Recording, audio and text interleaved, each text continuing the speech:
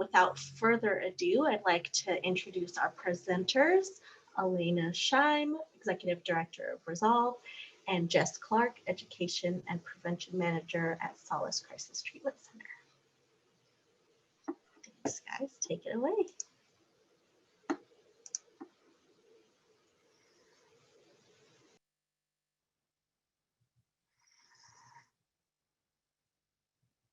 Awesome.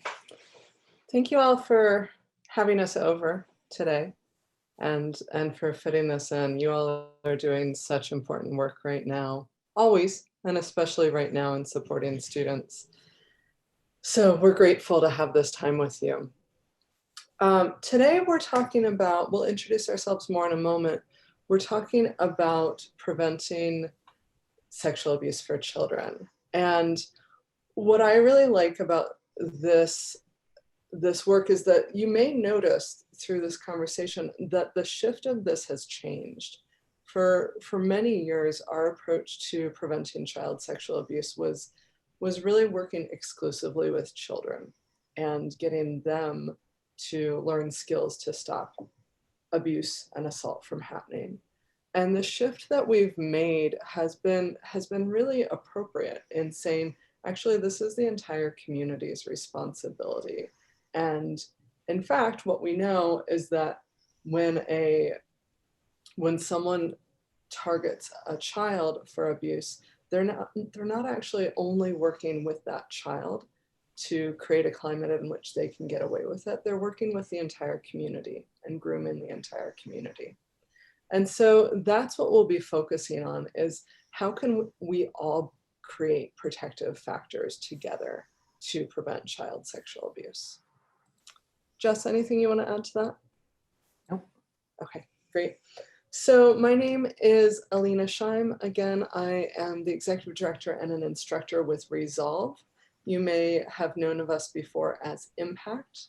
I use she and her pronouns. We are based here in Santa Fe, and we also work in parts of Albuquerque and northern New Mexico. We occasionally do go to other parts of the state as well. Those are our primary areas. And we teach violence prevention pretty broadly. We think of it as comprehensive violence prevention. So when we think of that, we think of two wings of a bird. One side is essentially what I just described, which is what's called primary prevention. How can we make it so that people who do harm aren't created in the first place, or so that the community makes it so that harm is not done? And so we do a ton of work in schools and communities in that respect. And the second piece that we do is on the other side of the wings of the bird, of working with those of us who are targeted more frequently for violence and learning skills that we can have to navigate the world that we live in now. We can't wait, not everyone can wait for a better world. And so doing both of those things is really critical for us. The bulk of what we do is in K through 12. We start as young as 6 years old, and so far our oldest student has been 92. Most of our work is in older grade school and middle school grades. I think that's all I want to say. Oh, you will probably note as we talk through this, we also do a lot of work specifically around disability and with disabled students. And happy morning, happy Tuesday. I think it's Tuesday. What are days? I'm Jess Clark. I'm the prevention manager at Solace Crisis Treatment Center, which is the sexual assault service center here in Santa Fe, New Mexico. We do everything from therapy for survivors of sexual violence and other violent crimes, through to advocacy for someone who has experienced violence recently or 30 years ago. And then my prevention department, we're in the schools from 5th grade-ish to 12th grade and college and beyond, doing primary prevention like Alina was speaking about. And then we also work specifically with LGBTQ+ youth and working with community organizations to create safer environments for especially transgender, clients and employees. We do a significant bit of transgender education across northern New Mexico and beyond. And then we do a good bit of policy work, both within organizations, institutions, and the local state levels. All right, shall we? Oh, we're going to be talking about violence.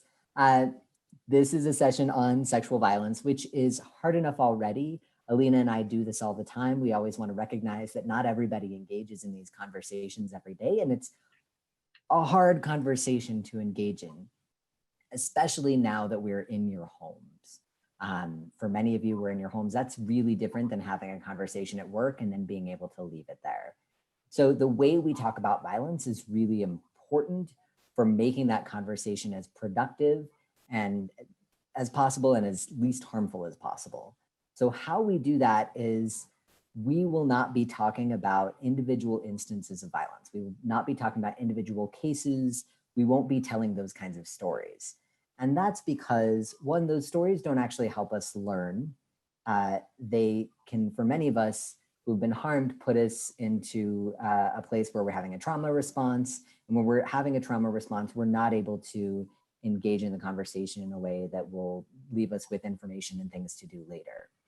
Two, the way that sexual violence has been presented very much in the media and in the movement until pretty recently is that to get someone to care, we have to tell the intricate details of our stories. And our stories have become almost these bargaining chips for access to care. And we really want to interrupt that cycle and say that everyone's story matters. Everyone's story is really important. And no one owes anybody their story, the details of how they've been harmed in order to get access to care. We believe that people can care without the details of those stories. So we will not be telling those stories, and we're going to ask the same of you. If you forget that, which many people do because many of us have been conditioned to tell those stories anytime we engage in this kind of conversation. If you forget, we'll stop you and remind you, not because your story isn't important, but because it gets us off track from what we're trying to do today. So if there is something you want to tell us afterwards, please, we'll have our contact info. You can also private message us and say, hey, can we talk about this later? Great, awesome. Please use the chat. We will ask you all questions. This is a small enough group that we may ask people to answer out loud later when it's 300 people. We operate solely in the chat. So we'll give you opportunities to give feedback, ask questions, disagree. All of those things are welcome. Sound good? We're good to go. All right, let's jump in. Okay, so we're gonna start with how violence, and sexual violence specifically, has been presented in the media. So Law and Order SVU is a perfect frame for this because it's been on the air for 900 years. There have been 45,000 million episodes. And because of the volume, they have created a really clear pattern in how these stories are told. The same stories are told over and over and over again, which makes them pretty easy to identify. So I want you to think about the stories that are told in programs like Law and Order SVU most of the time. Not all the time, not once in a while, but most of the time, such that we can recognize a pattern. So on programs like Law and Order SVU, the person who causes harm, the person they call the rapist, the abuser, whatever they call them in that show, in that moment, how would you describe that person? If you had just a couple of words to describe that person, how would you do that? You can answer in the chat or out loud.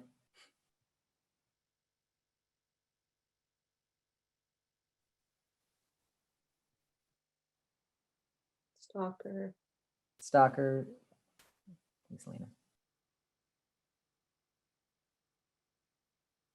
Perpetrator. So how would you describe, those are like the names for them, but how would you, if you had to describe, not to sound too Santa Fe, but if you had to describe their vibe, what words would you use? Crazy, deceptive, creepy, controlling, creepy. Perfect. That's it. We've got it. So when we ask this question of middle school students, they immediately go right to, adults always try to use bigger words, but young people just go straight to the point, which is creepy dude. Yeah. So what does creepy dude drive?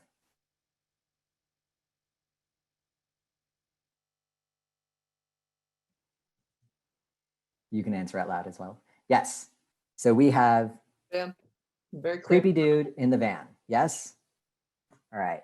White van. So yes, specifically the white van. Middle school students say that this van should actually say free Wi-Fi instead of free candy, which I think is amusing. Especially these days, my goodness. All right, go for it, Alina. So what names, and you all started to go into this already, what names do we typically, you hear Jess and me saying people who harm children, etc. What names do we typically call people who hurt children as a community, as a culture? And you all have already listed a couple of these. Yeah. So I heard earlier perpetrator. I'm trying to think what else was Stalker. stalker. Yeah. Pervert. Sex offender. Yeah, and then there's right, and then there's all the versions that we just talked about of creepy, crazy, predator, etc. So right, there's kind of the like more mature labels and sometimes more clinical labels, like pedophile is a great example of that. And then there's words that are, you know, thought of as more casual or name calling sometimes. So we want to talk about what happens when we use that language. And Monster. we're missing a really big one. Yeah, there we go. Thank you. The one that we get more often than not is monster, evil, sick.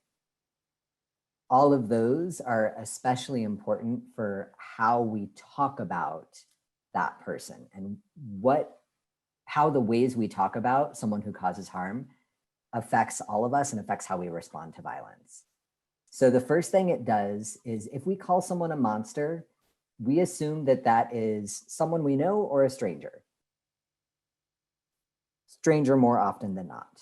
The creepy dude in the van, that's not the person we know, that's not the person we love, that is a stranger. That's harmful because we know that more often than not, for children, it's over 92% of the time, they're harmed by someone they know and love and trust. For adults, it's over 86% of the time that with sexual violence, they're harmed by someone they know.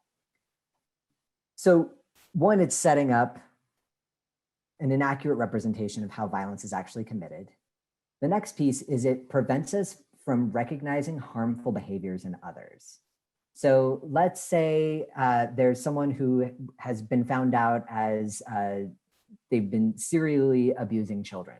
They've abused many, many children. They are found out. And now the news goes to the neighborhood to interview the neighbors. And they say, so what did you think of this guy? Tell us about your neighbor. What kind of things do the neighbors usually say?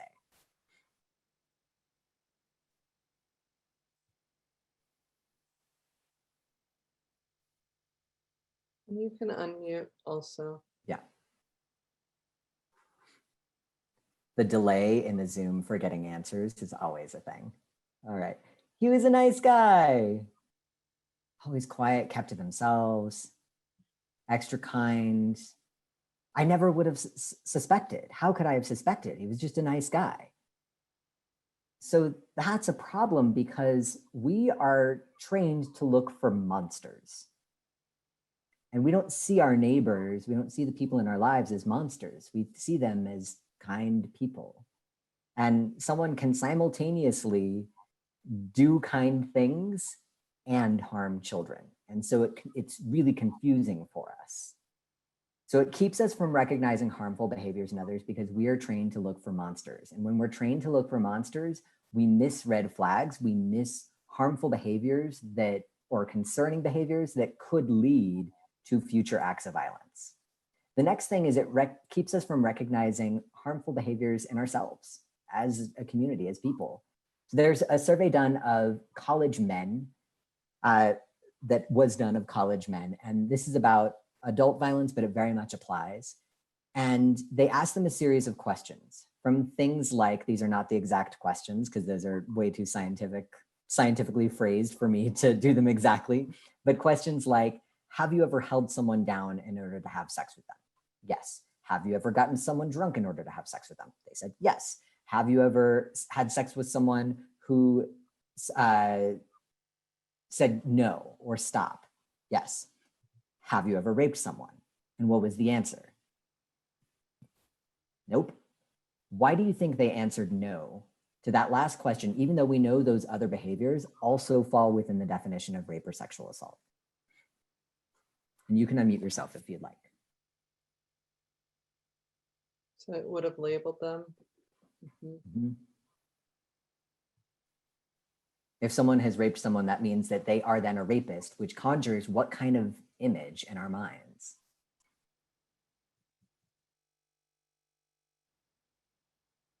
I see people like mouthing the word monster. Yeah. Yes, exactly. Then we get the monster. Then we get the creepy guy in the van. And the bulk of the men answering those questions were men who thought of themselves as good men. Well, I'm not a monster. I'm not the creepy guy in the van. I am the captain of the sports ball team. I am the president of the student body. And to be clear, the bulk of the men answering these questions did not answer yes to any of those questions. It was only about 6% that answered yes to any of the ones above. If we say people who cause harm are monsters, are creepy dudes in the van, it means folks cannot recognize their behaviors as being harmful. Now, of the men who answered yes to the questions above, they did recognize their behaviors as being not okay. They just saw them as within the acceptable realm of not okay, where rape is its own other thing, and not making the connection that their behaviors were actually rape. So it keeps us from recognizing harmful behaviors in others. It keeps people from recognizing harmful behaviors in themselves. And then the other piece is, if someone is a creep, if they're a monster, if they're sick, if they're wrong, that means that sexual violence and sexual abuse are individual problems that require individual answers. It means that is their fault, or they were raised wrong, and it makes us go like this. They're sick, they're wrong, they need to be put in a cell, and that's no longer our problem. Versus thinking of sexual violence, sexual abuse as a community problem that creates future people who cause harm, which means it requires a community response. So that's what the rest of today is going to be focused on. We start with this because we've all been conditioned with these images of violence and how it goes down. And we really want to shift our programming to looking at how a community is targeted, looking at how we can then have a community response. Anything you want to add, Alina? Great. So oftentimes we've talked about grooming. Most of you are in a field in which you've probably gotten a fair amount of education about grooming. And most of our framework for thinking about grooming is around grooming of an individual child. And as I said at the beginning, that has its purpose, right? That the pieces that we oftentimes think about in that are things like manipulating the perceptions of other. Will you go back? Sorry, Alina. Yep. Okay. Manipulate the perceptions of other adults around that child. Manipulate the child into cooperating, which again is in the realm of what we typically think of. Reduce the likelihood of the child being believed if they disclose, and also reducing the likelihood of the abuse being detected. So that's all on the individual grooming level. Yeah. So getting a little bit more into that individual piece, these are the ways that that individual grooming happens. I'm only going to talk about a couple of them on here. First, I'll talk about traps. So because this one can be kind of confusing to folks. More folks are more familiar with things like threats and bribery and all of that. Those are kind of the after school special tropes that we're pretty familiar with. But traps. So an adult in a child's life says, hey, do you want to come listen to some classical music? Probably not something that the child is particularly stoked about, but also something they're very likely allowed to do. Classical music on the approved list of educational activities for most children. But let's say the adult says, hey, do you want to come play that rated M Xbox game that I know you're not allowed to play at home? It's something the child wants to do that they're not allowed to do, which makes it fun and then puts the child in the position where then if the adult harms them, they can say, if you tell that I did X, I will tell that you played that rated M Xbox game and you will get in trouble. And because this is an adult that the child knows, they're far more likely to believe them. And so it's a trap. It's trapping them into doing something they're not supposed to do so it can be used against them. And that child, because they believe the adult, not understanding that, oh my goodness, the abuse is way more important than playing the Xbox game. And they're very likely not going to get in trouble for that. The other one I'm going to talk about is flattery. So we know that marginalized young people are more likely to be targeted for sexual abuse. Now, sexual abuse happens in every single community. LGBTQ young people, disabled young people, immigrant youth, anyone who has part of their identity that is, and they're told that they're less than by others, they're more likely to be targeted. And flattery comes in right there. When a young person, think about a young gay person who is told over and over again by their family, by media, that they're less worthy of love. And then an adult comes into their world who shows them what they perceive to be love and gives them all of the attention and positive reinforcement that they're not getting because of who they are. They're way more likely to be targeted around that, and they're more likely to go along with it, less likely to tell, and then less likely to be believed. So these are just a couple pieces around individual grooming that are often misunderstood. It's not just flattery that works on any child, it's flattery that especially works on a child who's told they're less than. Anything you want to add, Alina? Great. So community grooming. This is one that's oftentimes not thought of as much. So a position of relative authority. I know that when,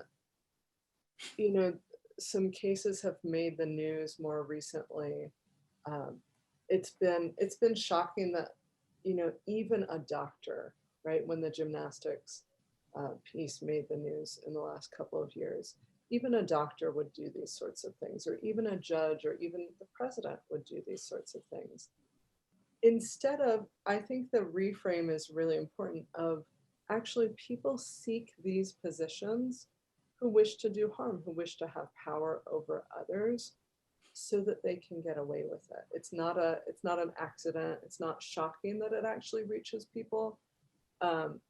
Specifically thinking of the clergy, right? It's not actually an exception. It's more commonly the rule because it works for community grooming. And then the other thing I like, if any of you have read Gavin de Becker's work, The Gift of Fear, it's a super popular book. I highly recommend it. We'll be talking about some aspects of it later. One of the things he talks about is the idea of someone not being charming as an adjective, but someone trying to charm me as a verb, right? It's an intentional action.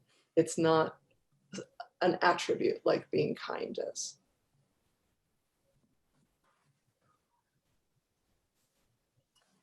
So we have how a child and a community are groomed, and then we have what are the things that make a community more likely to be targeted in the first place.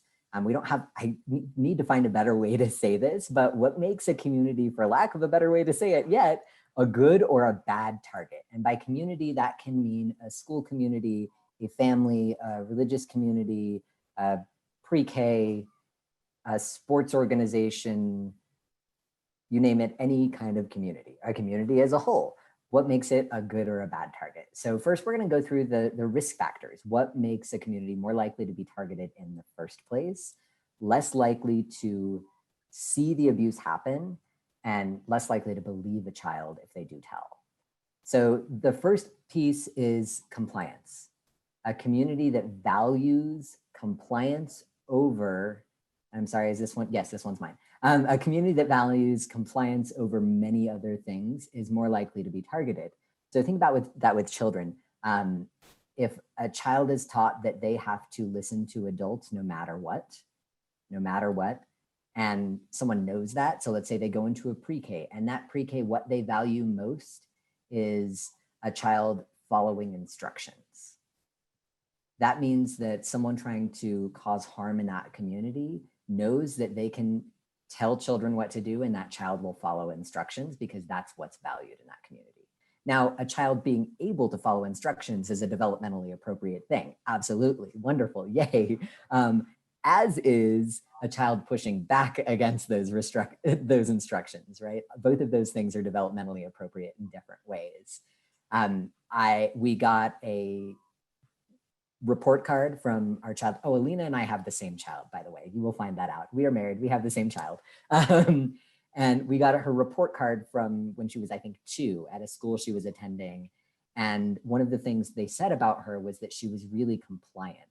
And many adults would be really excited about that, but we were like, oh no, we want her to be able to follow instructions, but compliance is not something that we value because we know that children who are compliant are more likely to go along, excessively compliant, are more likely to go along with abuse. Lena, do you want to add the disability perspective around this?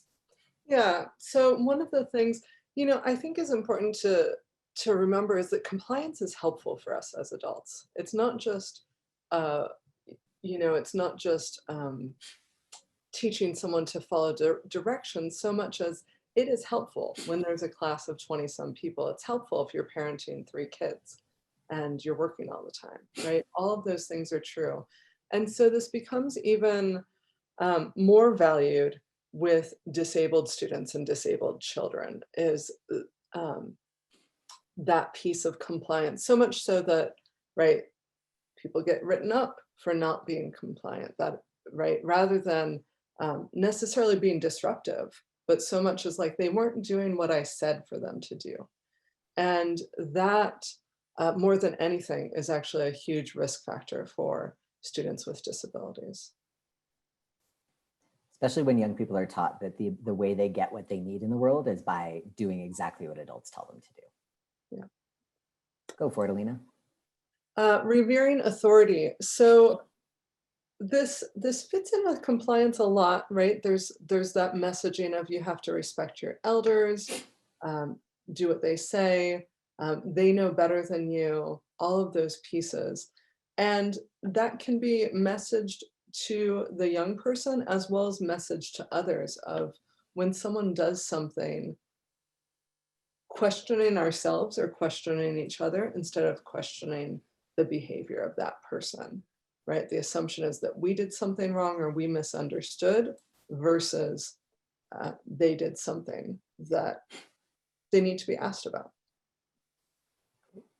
It's not an accident that more violence happens in places like the military. Now, to be clear, the military's response to sexual violence has been better than any other institution, universities especially, but more sexual violence happens in the military because of that really clear hierarchical structure where you have to listen no matter what, and you cannot question no matter what. Rigid gender norms. This one is, I feel like we could do an entire workshop on a lot of these, but especially this one, and I do. So rigid gender norms, the idea that boys, girls, men, women have to be either this or this and follow all of these expectations that we have been taught. Now, to be clear, there's nothing wrong with being a boy and liking blue and wanting to play sports ball, or being a girl and liking pink and wanting to be a stay-at-home mom. Those things are wonderful. They just shouldn't be the only options, and children shouldn't be punished for following along with those. Now, how do rigid gender norms line up with sexual violence? All sexual violence is rooted in rigid gender norms, all of it. From the idea that if women are wearing short skirts, they're asking to be sexually harassed, to the idea that men are hypersexual at all times. How does this play out with child sexual abuse? Well, I go into a 4th grade classroom and I'm teaching about child sexual abuse. One, the only thing they've been taught is stranger danger. They're very clear about that. 2, if I tell them that child sexual abuse happens to boys and girls about the same amount until they turn 13, but that boys tell significantly less often than girls. And I say, why is that? And these 4th grade, so that's what, 8, 9, 10-year-olds, they in every single classroom say, well, you need to be tough and strong and deal with it on your own. You don't tell, you don't ask for help. That means there's something wrong with you, or that means you're gay. So these 9-year-old boys are being told that they can't ask for help because they need to be tough and strong all the time. That is heartbreaking to me. It's heartbreaking to me, period. It's especially heartbreaking to me thinking about those boys being harmed and not being able to ask for help that they need to be able to get better, to be able to be okay in the world. On the flip side, because girls are told they need to be compliant, they need to think about others, they need to not hurt people's feelings, they're told that because of those messages, they're more likely to go along with abuse and less likely to tell because they don't want to rock the boat. They don't want to hurt someone's feelings. They don't want anybody else to get in trouble. So those rigid gender norms make someone more likely to be targeted and less likely to tell. Secrets. So one of the things we talk about with young people in our classes is the difference between secrets and surprises. A child should never be asked to keep a secret for an adult. But when we ask them, so what's the difference? You know, a surprise is eventually told. And it usually makes people feel happy, right? If you think of a surprise birthday party or that sort of thing.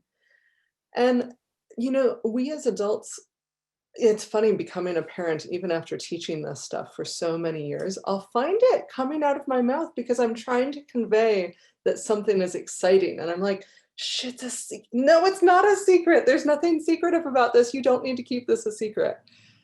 And it'll come out in things like, don't tell Papa I ate the last cookie, right? It's a secret.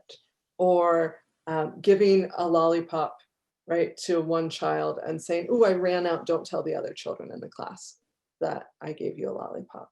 Those sorts of things that are really actually quite innocuous, but normalize the idea of adults will ask me to not tell some things. They'll ask me to keep some things secrets, which unfortunately, very unintentionally primes them for believing that that's a normal thing versus if no adult asks them to keep a secret ever, and then one adult does, and it makes them feel bad, that is much more likely that they will tell and a red flag will be raised for them, right? A lot of this is actually about keeping young people's intuition intact.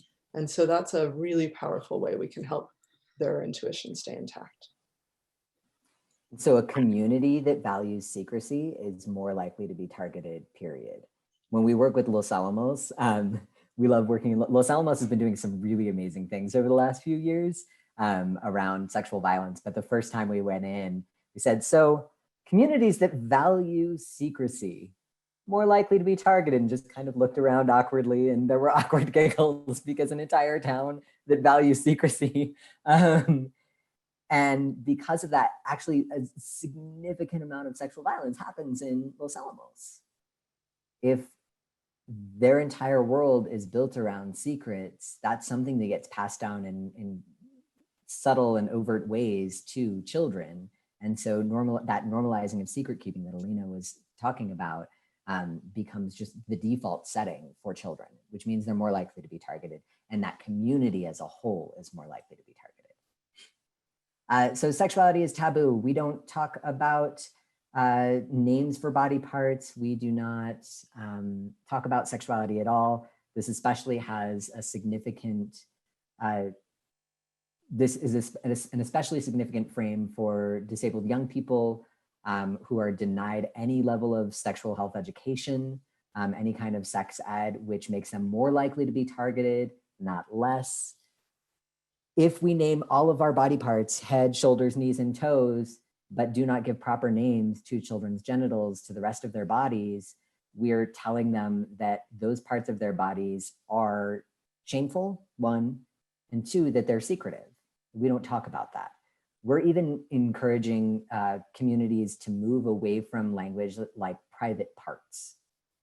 Private parts, something that's been widely used for a very long time, it suggests that it is private, which means it suggests that it is secret, which means it says this is not something we talk about. If we can't give children the words to talk about their bodies in empowered ways, it means they're more likely to be targeted, less likely to tell. Anything you want to add about that, Alina? No. Great. Do you want to talk about that doesn't happen here? Oh yes, I'll talk about that doesn't happen. Thank you. We parse these out, but remembering in the moment, it's a thing. So that doesn't happen here. Some years ago, some friends of ours were trying out a new daycare, and they went to this daycare. They'd asked all the questions, did the thing, and they found out about a month in that one afternoon a week that their child would be alone with one teacher, one child. And that teacher happened to be a man. And this was for aftercare. And so they went to the school and they said, hey, so we're wondering, what's your child sexual abuse prevention policy? Having our kid alone with just one teacher is a little uncomfortable for us. We just want to know what your policy is. And the school was furious. The school director was so angry. She said, what are you saying? That what, do you have something against men? These also happen to be a queer lesbian couple. And so do you have something against men thing had a special weight to it. What, do you have something against men? What are you accusing us of not protecting children? We don't need a child sexual abuse prevention policy. That doesn't happen here. What are you saying that happens here? We don't need that. And they asked further questions like, we're not saying, we're just, what's your policy? And they ended up getting kicked out of the school for asking these questions. When we interview schools, when Alina and I were interviewing schools, not all of the schools had great policies for protecting children against child sexual abuse. They don't need to have the perfect answer. The answer can be, oh, wow, we really need to work on that. Yeah, this is what we have. We know it's not good enough. Hey, you work in this. Can you help us with that? Yes, we can. Or do you know anyone who can help us with this policy? Now you do. We can help them. There aren't perfect answers. The wrong answer, though, the harmful answer is that doesn't happen here. A community that will not talk about sexual violence is a community where sexual violence happens more. Because if we don't talk about it, it means that we ignore it when we see it or just won't see it at all, aren't capable of seeing it, because we won't allow ourselves to believe that that could happen here. Anything you want to add, Alina? No, that weaves in really deeply, actually, with being conflict averse. And I want to be clear, none of us like conflict. No one does. I teach about conflict. I teach about how to navigate conflict. I still don't enjoy it. But what happens is when we have a climate in which we are conflict averse to the extent of preferring to not notice something over having to deal with it and have an uncomfortable conversation, it means we're more likely to miss violence simply because it's more desirable to not have conflict. So I think we'll talk about the opposite of that in the protective factors. So I'll leave that there for now. Any questions about these risk factors and how they show up in communities? I'm glad you mentioned the sexuality is taboo, because I think lack of comprehensive sex ed is probably one of the largest community risk factors that we don't talk about in New Mexico. And I think we probably don't talk about nationwide, but particularly in New Mexico and our rural districts, we seem to have an aversion to that. Mm-hmm. We know that young people who are given information about sex and sexuality are more likely to be empowered around sex and sexuality in all ways. Empowered to say, no, I'm not ready to have sex. Empowered to say, I'm ready for this, but not that. Empowered to say no when someone tries to pressure them into having sex. And also empowered to understand consent and what is and isn't okay in the first place on all sides of things. Yeah, you're absolutely right. Okay, any other questions before we move along? About anything? Okay.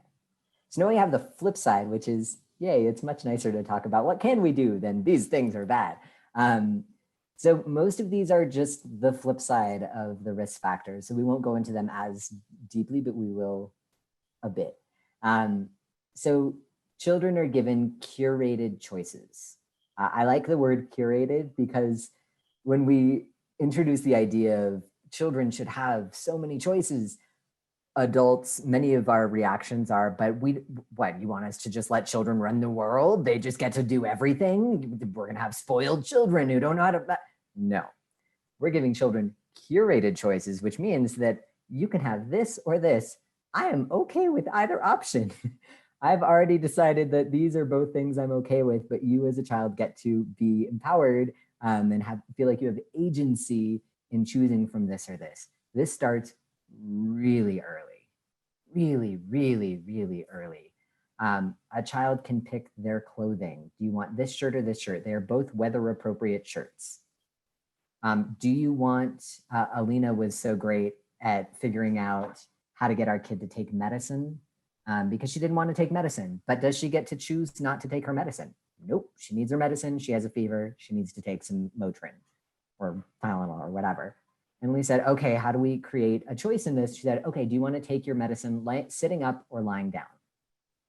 Do you want it in a syringe or do you want it in a cup? Do you want me to give it to you or do you want to help me give it to you? It has to happen. You just get some choices along the way that still make it happen. Creating choices for children is exhausting, I gotta say, as a parent, as an educator, it's exhausting.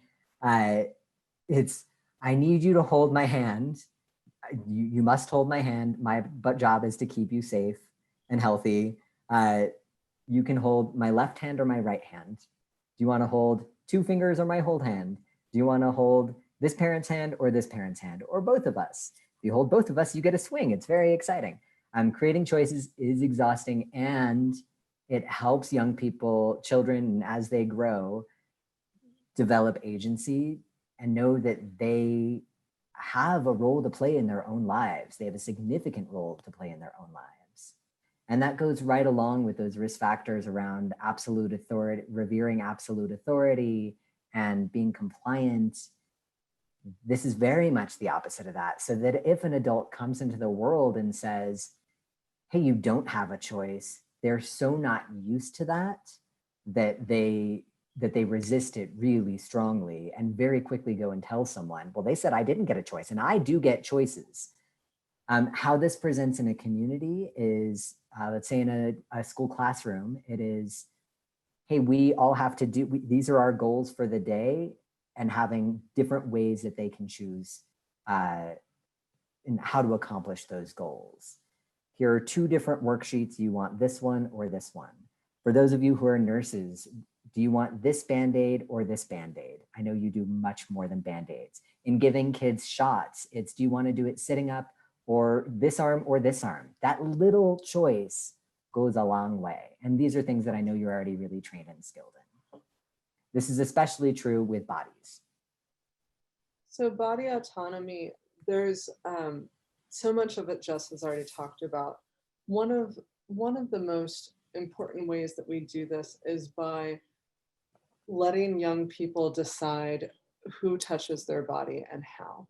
And oftentimes the way that that comes up the most is through hugs. A lot of us were raised with, you have to kiss your aunt or your uncle goodbye. And, the piece that's really core there, I think the piece that we're often trying to communicate is you have to greet people. You have to say hello and goodbye in some form or another.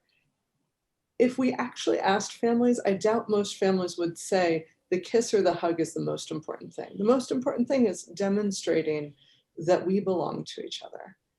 And, I think we all have had the experience of either witnessing or being the child who did not want that hug or kiss.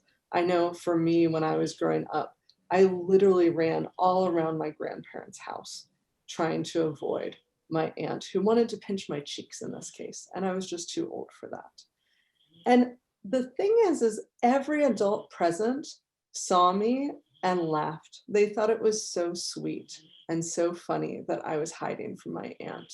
And to be clear, my aunt wasn't someone that harmed someone, but what that moment taught was that her feelings were more important to everyone else, to all the adults in my life, than my concern about how my body was touched.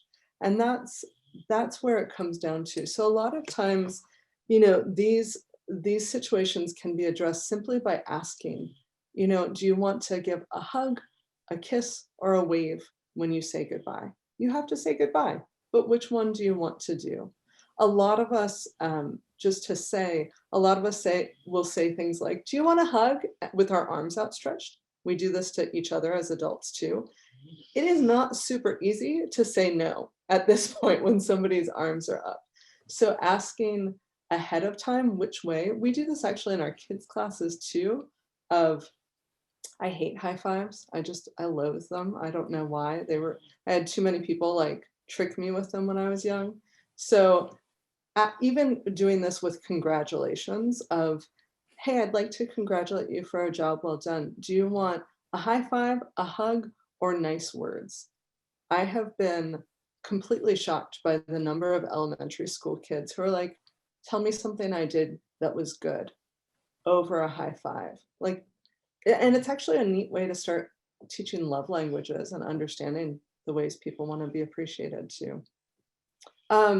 One thing, oftentimes people think that we are accusing them of something bad when we ask them to do something like that in our families. And so one thing that can be really useful is to say something like, we are trying to build more safety for Johnny. And one of the ways that we're doing that is by asking everyone in his life to ask ahead of time. So can you be a part of his safety team? And usually that will get a lot more buy-in for folks who think that it's going against family values or cultural values, et cetera. I love the way you put that, Alina. With my family, if you don't go around and hug everybody at it's like a northern New Mexico family. So, hellos and goodbyes take 40 minutes because there are 50 people there and you have to go and say hello to every person. And it's seen that if you don't hug and kiss everybody, it's really disrespectful.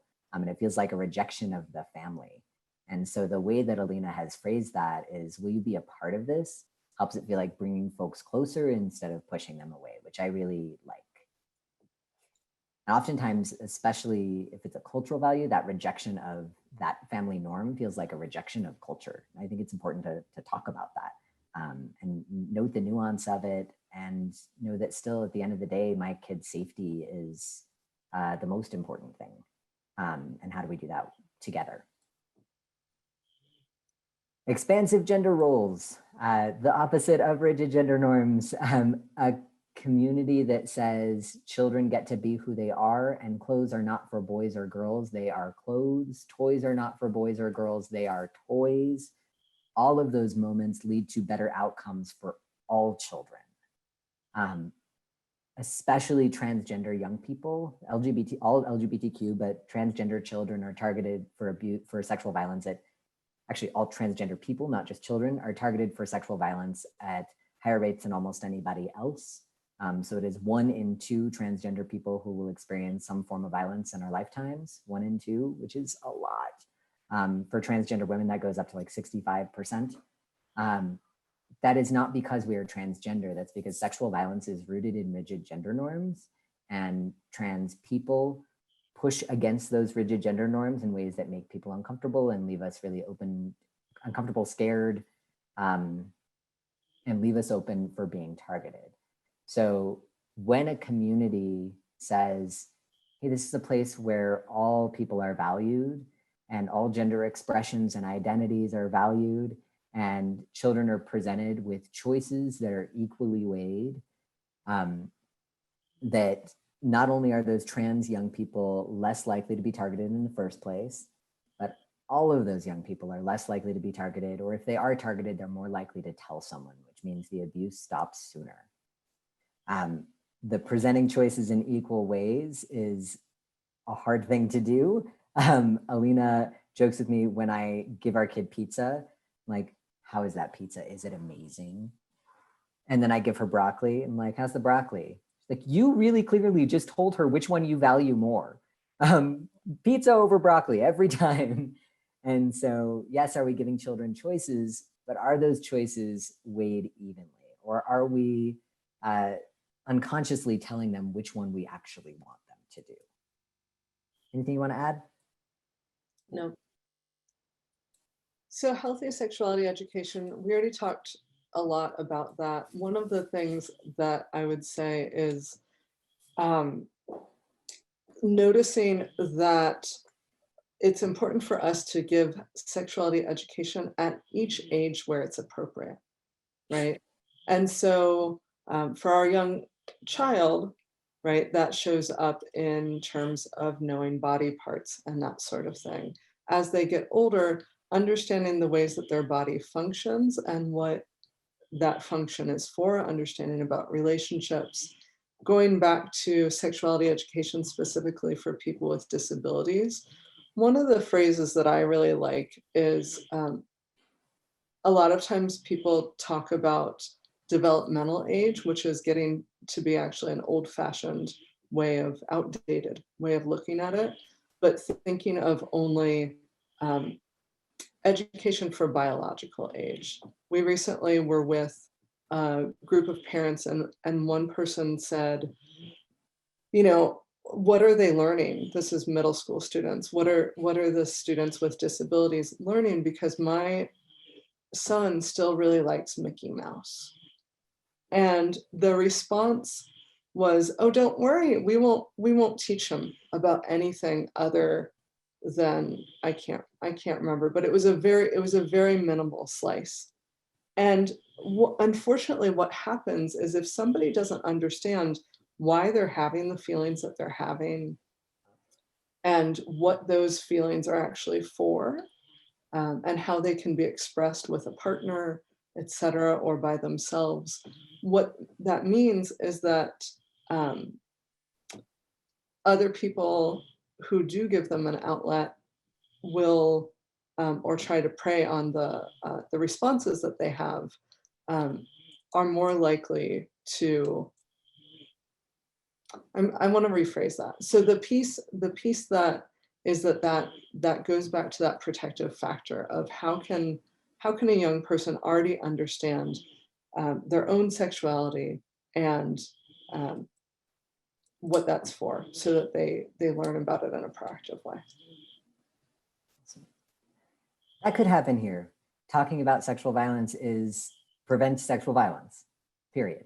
Talking about sexual violence prevents sexual violence. When we have regular conversations as a staff about preventing child sexual abuse, whether that is reading an article together or going over our agency policies, those things tell someone who might be trying to cause harm in that school, religious, sports ball community that, wow, people are really looking out for this. This is something that is on people's minds. They're going to notice if I try to cause harm here. Our ultimate goal is to make every community a bad target. If every community is a bad target, no community can be targeted. No secrets. So again, having policies around this of just, we don't keep secrets. Everyone gets the same lollipops, right? All of those pieces. Do you want to add anything to that, Jess? I think the only other piece around that is that in agencies and in formal communities like that, and we'll get into that in the policy side, that if it is not policy driven, it is too easy for us to fall back on habits as providers, as guests in the class or what have you. It's too easy to fall back on habits that have been taught to us around secrecy, especially those things like, don't tell anybody else that I did this thing. Yeah, thank Great. you. Practicing difficult conversations. Again, no one likes it, but I think of it just like exercise, right? If I never exercise whatsoever, how am I going to think that I'm going to lift something super heavy one day? And so the same thing, practicing difficult conversations, not necessarily because that one thing is so critical, but because it develops a muscle and a tolerance for us. So that could be someone having a potluck when we can be together and feed one another again, right? So having a potluck and saying, oh, I want to bring something. Does anyone have any allergies or any food sensitivities? And actually saying, oh yeah, I do. I hate to bother you, but I hate onions, or I'm allergic to onions. A lot of times, yes, Jess is allergic to many, many things. It's great fun to cook for him.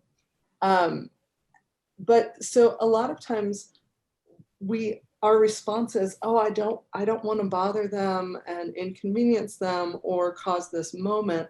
So I know I'm going to bring my own food. It's going to be fine. But practicing like, oh, they asked for what I wanted and what I needed. I'm gonna move this muscle right now so that when that big day comes and something really is safety related and needs some engagement, it's going to be less scary for me. And as a community, communities can practice having those difficult conversations. This is where I plug Resolve. Resolve can go into individual agencies and schools and do very realistic role plays. Alina plays a very realistic 8th grader and very realistic many characters, and get realistic responses to those awkward or difficult or hard moments. When you've practiced as a community, you're better at responding as a community, which is great. And it becomes the norm instead of the default setting instead of the exception. And those difficult moments can be, in terms of child sexual abuse, hey, I saw that you hugged that child after they said no, or you didn't ask them if they wanted a hug. That's something we do in our community. It's already been established through policy. If we can't call that out, if we can't talk to someone about that, which is a pretty small thing, there's no way we would, as Alina was saying, there's no way we would be able to talk to that person about something much bigger, or tell somebody else about that much bigger thing. Also, if we don't call out those little moments, folks are told that the bigger thing is going to be okay, that they will get away with it. Well, if they didn't see me right here, then they're not going to see those other things as well. So then we get into larger picture protective factors. Go for it, Alina. I think we missed positive sense of identity. Oh, thank you. My goodness. Thank you. Positive sense of identity, specific to who they are, and especially specific to the parts of them that much of society tells them is less than. So you are not only you're not wonderful in spite of your LGBTQ identities, you are wonderful because of them. You are not wonderful in spite of your disability, but because of it. All of those pieces make young people less likely to be targeted in the first place and more likely to tell if they are targeted. Anything you want to add? Cool. And then we get into the bigger pieces that we like to talk about, just not necessarily because you'll have a way to implement this directly in your agency, but these things come up at the legislature, they not as often as they should, but as these things come up in the legislature, these are pieces that you as folks in New Mexico could advocate for. So the first is paid leave as a protective factor against child sexual abuse. If families get to take leave when their child is first born, when they've adopted a child, they get to take leave when somebody is sick. It means that childcare decisions get to be made more cautiously, get to be made more intentionally, which goes right into childcare assistance. Yay, CYFD has childcare assistance. That didn't exist so much when I was growing up. My parents had to make a lot of really questionable childcare decisions. I was never harmed by a childcare provider, but let me tell you, there were some dangerous situations. And it's not because my parents were bad parents. It was because they were really, really poor and they had to do the best with what they had. Now, because adults who harm children often try to make themselves indispensable and try to be extra helpful, they are the ones who are more likely, they're very likely to volunteer. They're not more likely. They are very likely to volunteer to be that childcare. That is not to say that all adults who volunteer to be childcare cause harm to children. No, they do not. But that adult is likely to volunteer because they want access to the child. They want to become indispensable if they are needed for childcare and parents don't have any other options, families don't have any other options. It means they're less likely to call out possible red flags, harmful behavior, because they don't want to rock the boat. They don't want conflict. They need that childcare, so they're more likely to get away with it. Any questions about that piece? And licensure right now for especially early childhood providers does not include any kind of sexual violence prevention training. Requires reporting, but not prevention. And we're very much advocating that that should be a part of licensure for all educators, and especially early ed. Any questions about these pieces as we move ahead? Okay. Oh, agencies. So these are things that agencies, sometimes my slides surprise me. Oh, that. These are things that agencies can do. So if you are in a school community, most of you are in school communities, yes. But whether or not you are, these apply. Things that smaller agency communities can do. Hiring. When you're hiring, are you asking the question of the potential employee, what do you think an agency, a school, so on and so forth, like blah, blah, blah, should do to prevent sexual violence? Having that question in interviews is so important. Now, they don't have to have a perfect answer. There aren't really perfect answers. There are some bad answers, but more important than even the bad answer is the presence of the question itself. The presence of the question itself tells someone who might be interviewing the agency for, is this a place that I can harm children? Is this a place that I can get away with this? It tells them, oh no, they talk about this here. I cannot get away with this. Because we know that adults who use their positions within schools, within agencies to harm children, they do it over and over and over again, and they go from school to school to school to school. Because more often than not, it's not noticed, it's not caught. And so this question says, no, we're going to be looking out for this. Oh, this is not a good place for me. Having things in written policy, because again, if it's not written, if it is not in sanctified policy, it's too easy for folks to rely on how we've been socialized. And most of us have been socialized with behaviors that are risk factors for abuse, not protective factors. And it gives folks something to be accountable to. It gives people a way to hold other folks accountable, and makes it not personal, it is policy. One thing we can do is we actually have technical assistance available to schools, to agencies, to nonprofits that is free to you, where we go through all of your policies and provide suggestions for how to update that. And Alina and I, Resolve and Solace, will actually be through the Department of Health finalizing some model policy language that we'll be rolling out this year. Reporting. Reporting is really important. We'll talk about that a little bit later, but in policy, having it written that an employee cannot, or a supervisor cannot require an employee get permission before they can report. So if the written policy is they have to get permission from their supervisor in order to report, that is out of sync with actually state law as well, because that supervisor could have vested interest in that report not going out, whether that is because they don't want, say it's a small private school, they don't want the school's reputation to be damaged. A larger district, they don't want the district's reputation. Maybe they know the person, more likely than not. They know the person who's caused harm and they like them or care about them, or they're related to them. So they can have a procedure where you then check in with the supervisor, but they cannot require permission. Which goes right into transparency. Alina and I were brought into a school community a couple of years ago because a school aide there was an investigation going on about a school aide sexually abusing children in that school. And it happened right before school went out. And so they didn't get time to talk about it. And the very first thing that they did on the very first day that the staff was back was they brought Alina and I in to debrief.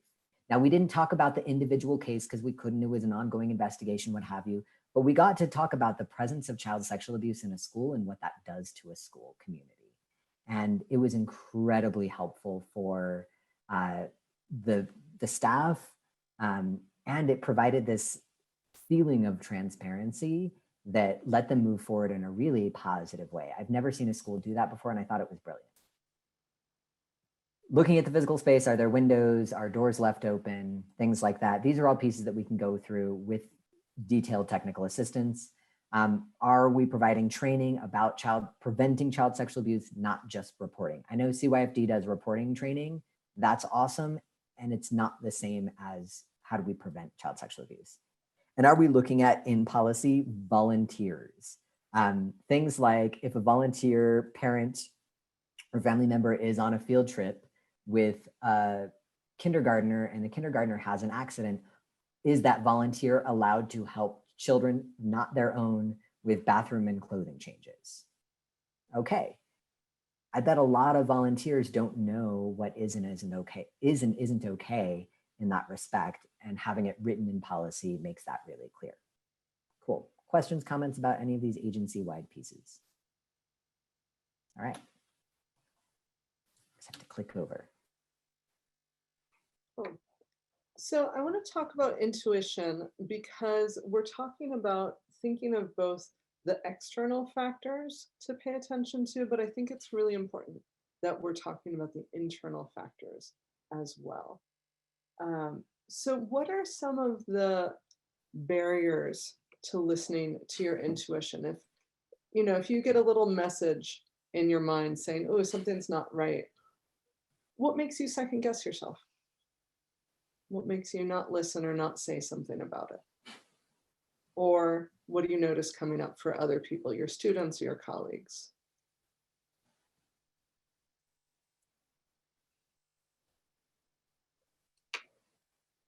And again, feel free to talk or use the chat.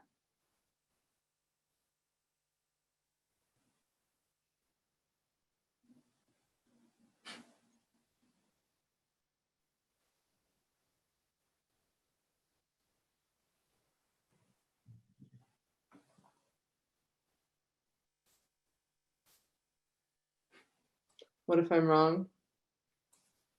Hurting the family? Yeah.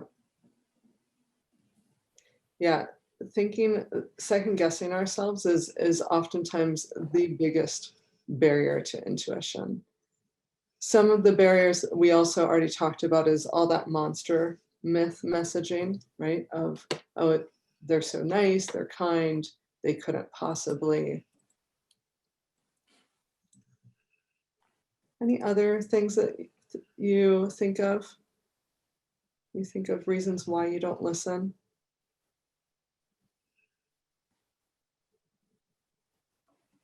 I think one we don't talk about a whole lot, but comes up is, what if they get mad at me? What if I can no longer be a resource to that family anymore? What if the child really loves them, or I really care about them, and they get deported or they get sent to jail, right? Any of those sorts of things. Loss of social status. There's a lot of reasons why we want to be like 100% sure, which rarely happens. Right? What does intuition feel like in your body and your thought patterns? How do you know that you're having an intuitive moment?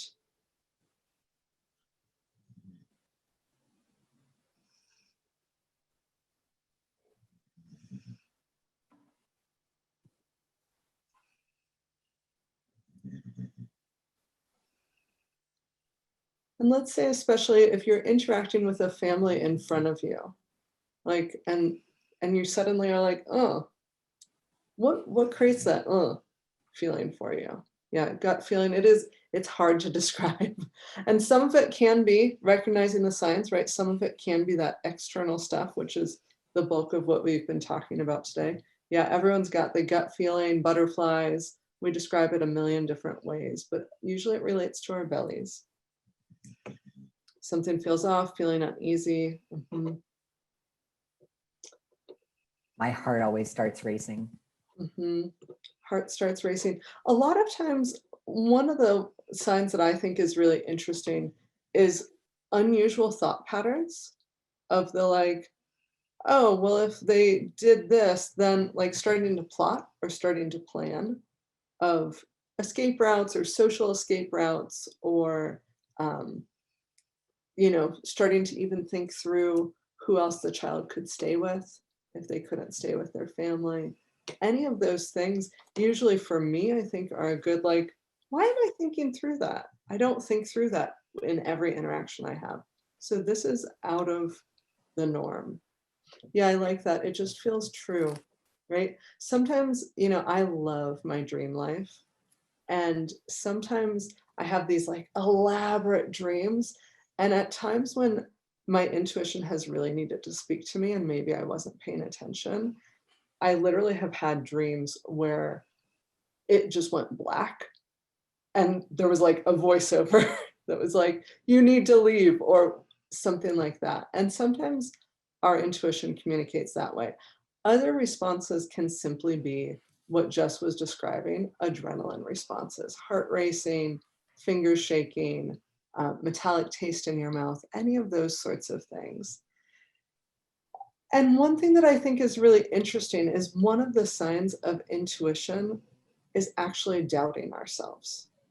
So going back to the barriers to the intuition, doubting ourselves and simply wanting it to not be true is a sign of intuition. So I like to point that out because oftentimes we think of like, oh, well, I had this thought that I might be wrong, so that's a sign I'm wrong. Instead of, oh, I had this whole thought process of what would happen if I was right. The family would get mad at me. They wouldn't see me as a resource anymore. All of those things can actually be coming up because it is a sign we need to listen to ourselves. And this is true for the youth that we're working with as well as us as adults. Is I like to just weave this in because while we're talking about keeping intuition intact for young people, it's really critical for us that that's part of our decision-making process too, because that's a huge way of knowing that isn't just about what was told to you about red flags. Just anything you want to add to that? Nope. All right. So now we're going to get into responding to disclosures. We're going to start with the things not to do because it's helpful. We're going to speed through this in a way we don't typically do because we only have a few minutes left.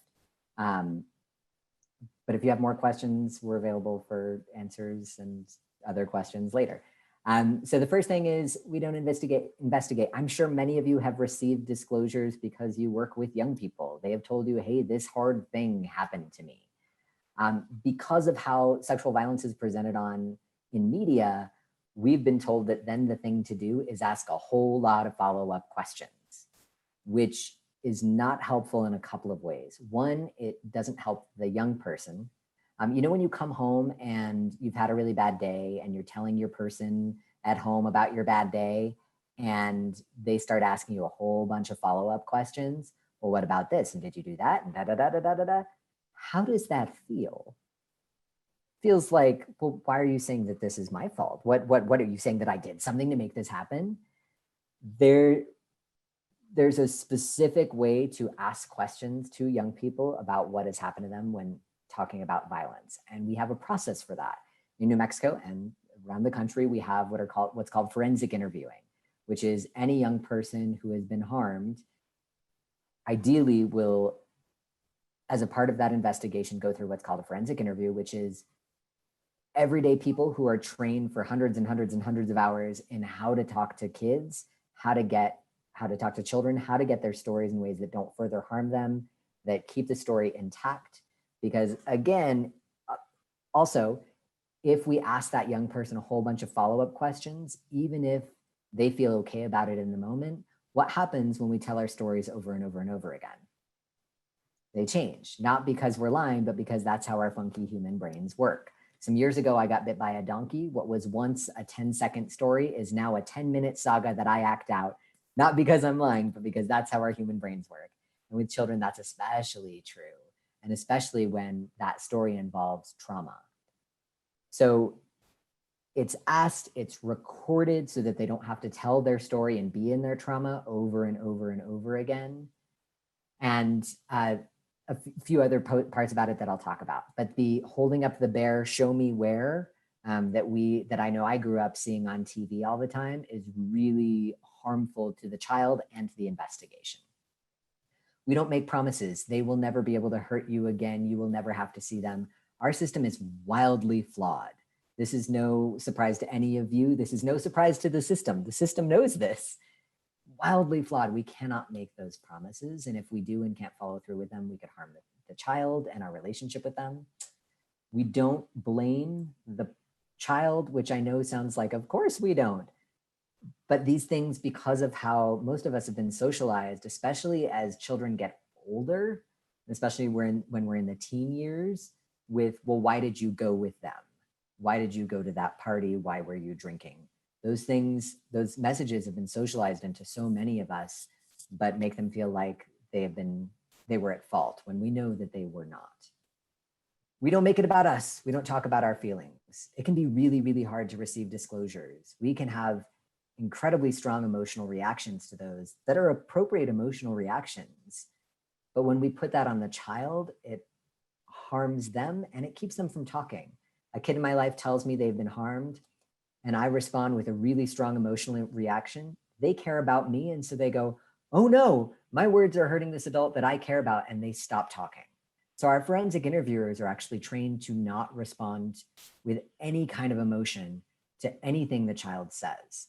What that does for the child is it gives them, in many cases, their one opportunity to tell their story without any adult emotional interference, which for many children can be that first move to real healing around the ways that they've been harmed, is just being able to tell their story without adult emotional interference. Now, if an adult has a response, they should get help. They should talk to someone about that. It just shouldn't be the kid. Or they can say, you know what, I'm feeling really sad right now, but you know what, that's not your responsibility. That's not for you to take care of. Papa's gonna go and talk to somebody else about that, and I'm here for you. Or me as a teacher, I'm here to talk to somebody. I'm gonna find someone else, and I'm here for you. We don't speak badly about the person who's caused harm. That one can be really hard when we're having a strong emotional reaction. But more often than not, children are harmed by someone they love and trust. And if we tell them, well, they're a terrible person, they think that they've done something wrong. What's wrong with me that I missed this? Or they feel like you're going to go and get them in trouble. All of these pieces can be really confusing. You know, when your friend breaks up with someone and you really dislike that person, they break up and you're so excited, like, oh, I never liked them, blah, blah, blah, blah, blah, blah, blah, blah, blah. And then 2 weeks later, they're back together. Now it's awkward. Add violence onto that, right? Add domestic intimate partner violence, and you're now one less resource for them. And don't involve people outside of protocol. You have the people that you talk to. I'm sure your school has a way to do this. That doesn't mean go and talk to every other teacher, every other nurse. For many people, that's their way of trying to access support for themselves. But children deserve privacy around the ways that they've been harmed. And they came to you to talk to you. They didn't talk to everybody else. So involving people outside of protocol can make it more difficult for the child. Now, things to do. So responding to a disclosure, this can sound a little after school especially, and a lot of you know these concepts already. Thank you for telling me. I believe you. This isn't your fault. No one deserves to be hurt. You aren't alone. I have to get help. There is help. And sometimes that sounds confusing. So thanking someone for telling me. I am guessing many of you have received a disclosure, if not multiple disclosures at this point, and really appreciating that it's a gift to be told something that someone has not shared with anyone else is a huge gift, and to thank them for sharing that with you. I believe you. Oftentimes I know the barrier that comes up to me for saying some of these things is thinking that if I say, I believe you, they will think, well, weren't you going to believe me? Am I not believable? Instead of realizing that actually a lot of these statements are kind of antidotes or responses to what the person who has hurt them has told them already. So they have been told no one will believe you. I'm saying out loud, I believe you, to help get that voice out of their head or make them stop listening to that voice. Similarly, this isn't your fault. Again, they have been told that it is their fault that that the person's harming them. the alternative to saying they're a bad person is no one deserves to be hurt, right? Rather than saying that this is someone who's done something that because they're a bad person, just no one deserves this. You aren't alone. Some sort of messaging around, I've known other people who have gone through this. I have to get help, and there is help. So being really clear up front about what it is you are required to report and getting them involved in that process as much as possible. So do you want to make the phone call with me? Or do you want me to make the phone call while you're not here? And then sometimes saying, that sounds confusing. Obviously, do not say that if it doesn't sound confusing, but a lot of times it does. You know, a lot of times what's being conveyed to us is, I really love this person. I really care about them. I don't want them to be in trouble, but I want them to stop hurting me. And so acknowledging it is really confusing when we care about someone and they do something that's not okay. And that confusion is especially true for when a child has had a bodily response, a physical response to the sexual abuse. Our bodies respond in we have biological responses, physiological responses to stimuli that we cannot control whether we like it or not. This comes up a lot for children, and especially for teens as well. My body responded, that must mean it's my fault. That sounds confusing. And then cycling right back through, that sounds confusing, but this isn't your fault and no one deserves this, and so on and so forth. And then we have, oh, go for it, Alina. This is all you.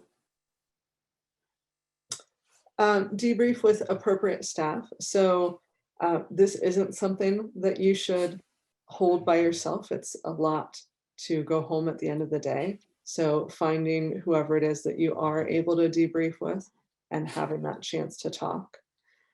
Doing whatever self-care it looks like for you. Integrating the student back into activities. A lot of times our impulse is to draw them away and kind of ensconce them in our offices or in wherever it is. And actually getting them back into the flow of their day helps them know that they haven't done anything wrong, and coaching other children how to respond.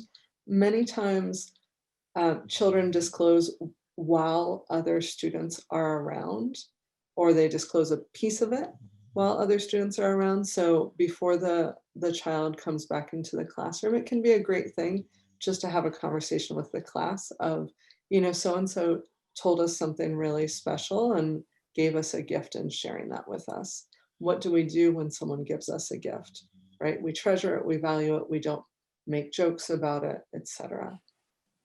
Jess, do you want to add anything to that point? I think also just letting the students know that, you know, they may not want to talk about it. So you can go up to your friend and say, hey, I'm sorry that happened. I'm here for you. I'm here, your friend, but not ask them follow-up details about it. Yeah, thank you.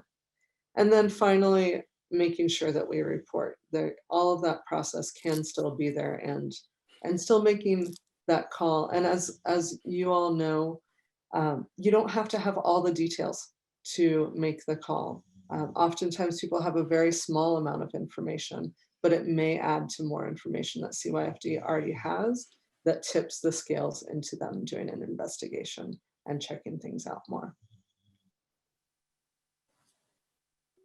This is our contact info. We can do environmental scans and policy support. Resolve has additional trainings that they can do with your individual agency. Do you want to say anything about that? Sure, we do disability specific training, and we also do some of that practice of how do we have conversations about these protective factors? How do we have those difficult conversations and training around conflict and protective factors for students with disabilities? And we do transgender education around Northern New Mexico in partnership with TGRC. So if you would like that, I can do that as well. And that's that.